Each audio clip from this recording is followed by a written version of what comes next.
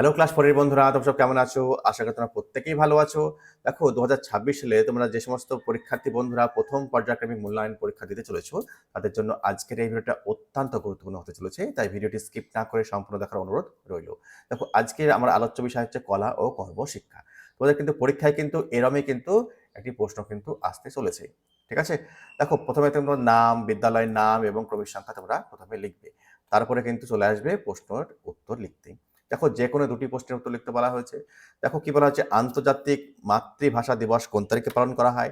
দেখো আন্তর্জাতিক মাতৃভাষা দিবস কিন্তু ২১শে ফেব্রুয়ারি পালন করা হয়। তোমরা কিন্তু এই ডেটটা কিন্তু অবশ্যই মুখস্থ করে নেবে। দেখো আবর্জনা সবসময় কোথায় ফেলা উচিত? দেখো আবর্জনা সবসময় নির্দিষ্ট ডাস্টবিনে বা ময়লা ফেলার স্থানেই কিন্তু ফেলা উচিত। নেক্সট গতে কি রয়েছে, ফেলে দেওয়া খবরের কাগজ কিভাবে পুনরায় ব্যবহার করা যায় উদাহরণ সহযোগে লিখতে বলা হয়েছে। দেখো ফেলে দেওয়া বা পুরনো খবরের কাগজ দেখো বিভিন্ন সৃজনশীল এবং ঘরোয়া কাজে পুনরায় ব্যবহার করা যেতে পারে, যা পরিবেশ রক্ষায় সাহায্য করে। দেখো নিচে কিছু কার্যকরী উপায় কিন্তু আমি উল্লেখ করলাম। দেখো তাক বা ড্রয়ার ঢাকার ক্ষেত্রে ইউজ করা যেতে পারে। যেমন রান্নাঘরের তাক বা ড্রয়ারের ওপর খবরের কাগজ পেতে রাখলে তেল বা ময়লা সরাসরি তাকে লাগে না এবং পরে কিন্তু কাগজটি চেঞ্জও করা যাবে বা বদলানো যায়। নেক্সট দেখো কাঁচের জিনিসপত্র প্যাক করতে কিন্তু আমাদের কাগজ ব্যবহার করা যায়। দেখো ভঙ্গুর কাঁচের জিনিসপত্র স্থানান্তর করার সময় খবরের কাগজ দিয়ে মুড়িয়ে রাখলে কিন্তু ভাঙার ঝুঁকি কিন্তু অনেকটাই কমে যায়।